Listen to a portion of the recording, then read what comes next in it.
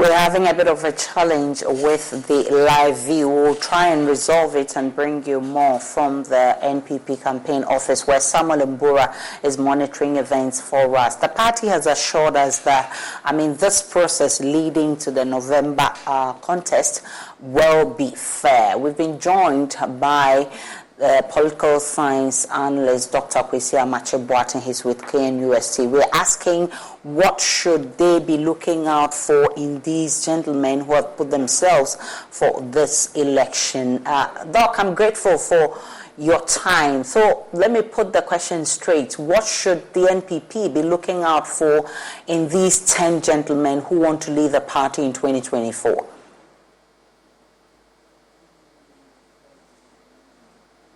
Hello, Doc.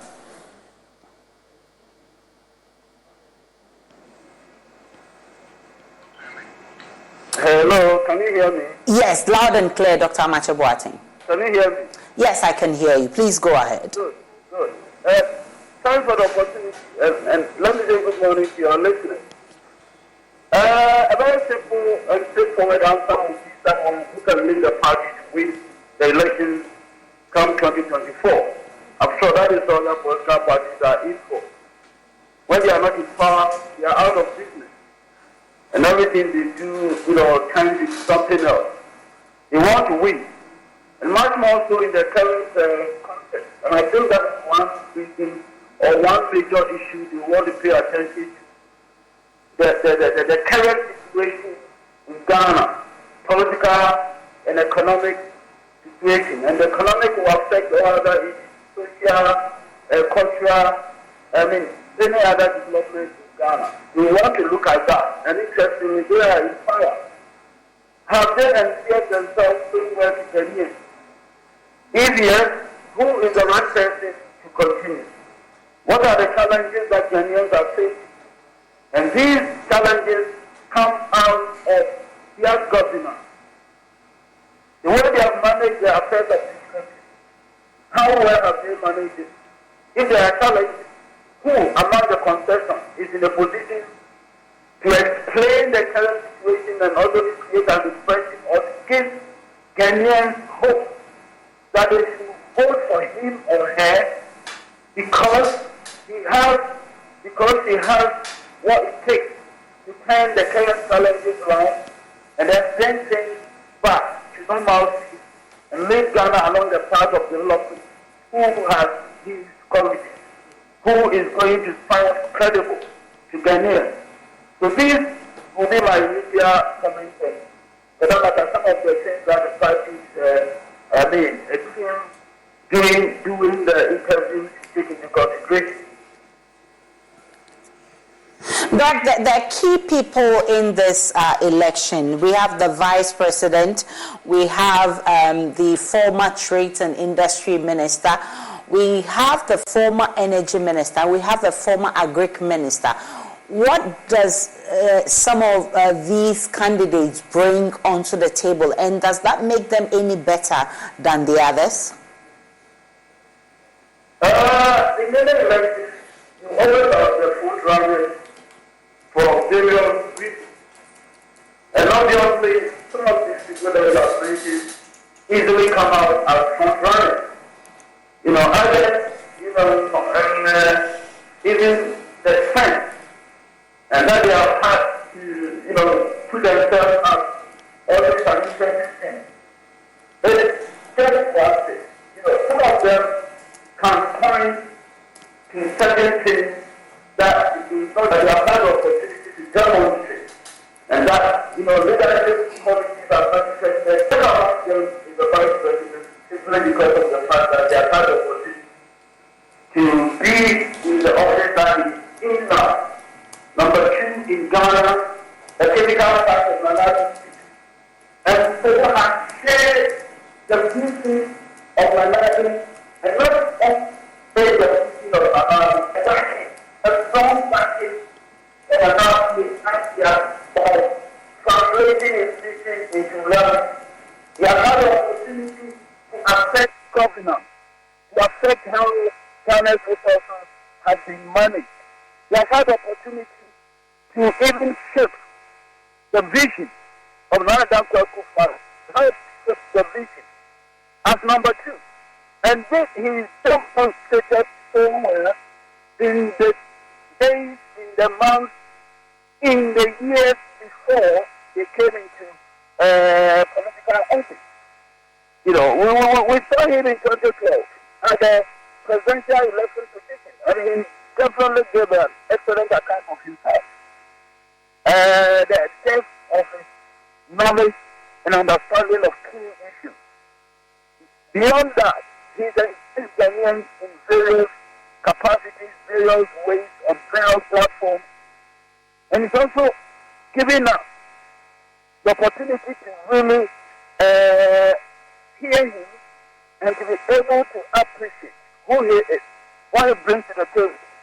Coming down that time round as someone from the Bank of Ghana, someone whose background is in economics, someone who has pursued degrees in economics, the wealth of knowledge that he has, and which he demonstrated at that time, and eventually had the opportunity to do.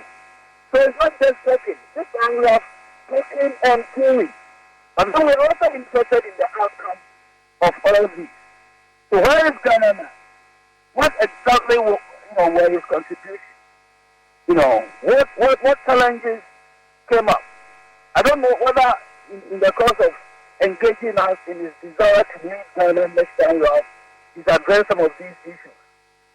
And critical among them that he should address, must necessarily address, is what one wants. What was his role? He must come out unambiguously on these issues.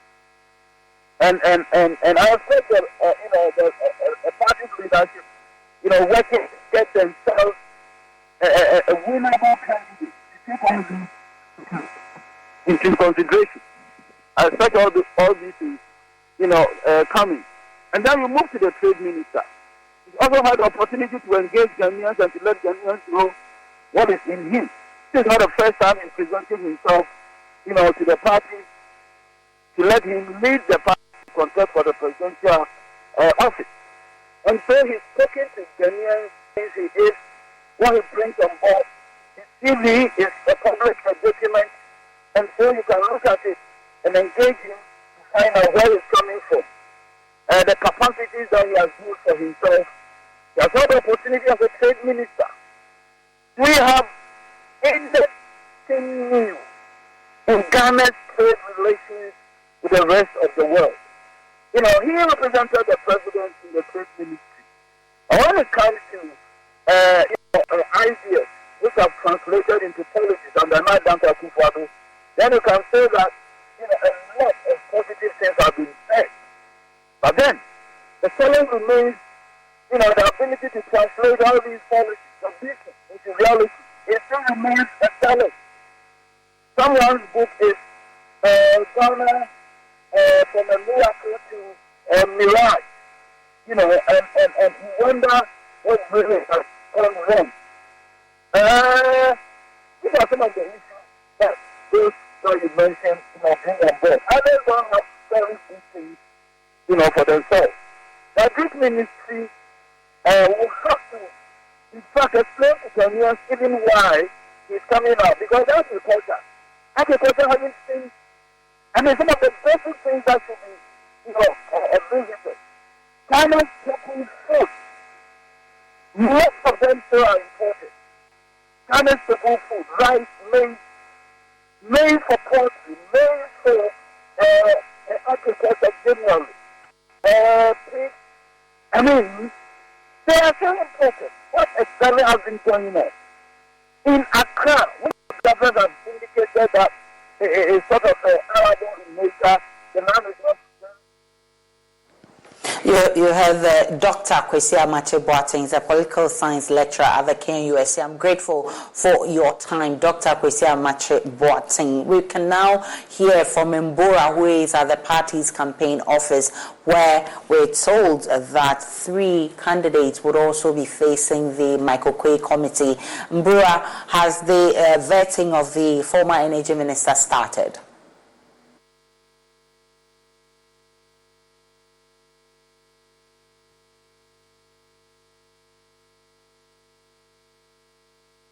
The former energy minister was here much earlier, an hour to the vetting, and all the committee members currently at the vetting area. But the media has not been allowed or has not been granted access into the vetting room. So we are only pitching camp in front of the campaign office of the NPP here at Kokomlemle. But we have 3 aspirants that are expected to be vetted today.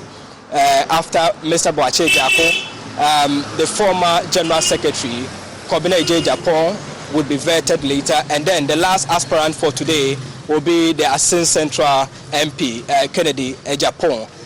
So all the aspirants are expected to go through the same processes as the aspirants who appeared yesterday. We know that the Vice President, Dr. Mahmoud Bawumia, was here.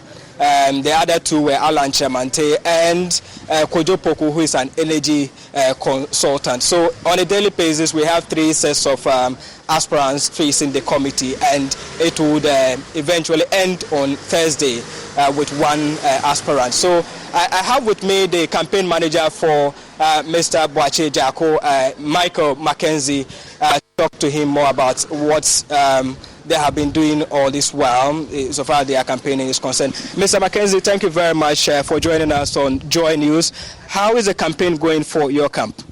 Very good. Well, I would say good morning to the viewers or the listeners. What I would say is our campaign is going on very well, as you know. But then you said something that the party office is not allowing the media to enter. That is not true. You know they have a very small space, so all the media team cannot enter. We're told that we cannot get access into the vetting area. That's what I reported. Yes, and then I'm also talking about the space within the area. So we would do apologize for that, but then we are going to arrange for a tent so that the media will have talking in context of we witnessing the entire vetting process. That's what I was talking about, not the premises of the office. Yes, that one is not allowed because it's a vetting. This is something internal. So we just so back to your campaigns. What would you say? Are your messages resonating with the people? What are the delegates saying in your round so far? We are getting a very good response. The people are willing, ready, listening to us. The thing is, Ghanaians have been voting for people that are popular every day, the ones that we know. But then we are forgetting something. We are not thinking about managers. And that is what we are here to do today. We are going to talk about the economy, where we are and where we are supposed to go. Ghanaians are waiting for a change. We want change in Ghana. We want better Ghana to see. So it's no more about people that are popular, but people that knows how to do it. And Honorable Boache Jako, at least you know what, when he was appointed as the energy minister, what he did for his first year. Everybody can really witness to that. But then, every time that we talk about presidency, we don't look at for people that can manage the economy. So can you share with us what you are bringing exceptionally from what we are witnessing from the Akufo-Addo government?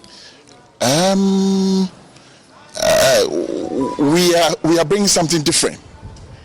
But then, with the president, with what we are witnessing today, I would say that the president have done enough, the current government. But then, there's room for an improvement, and we are going to add that more to it.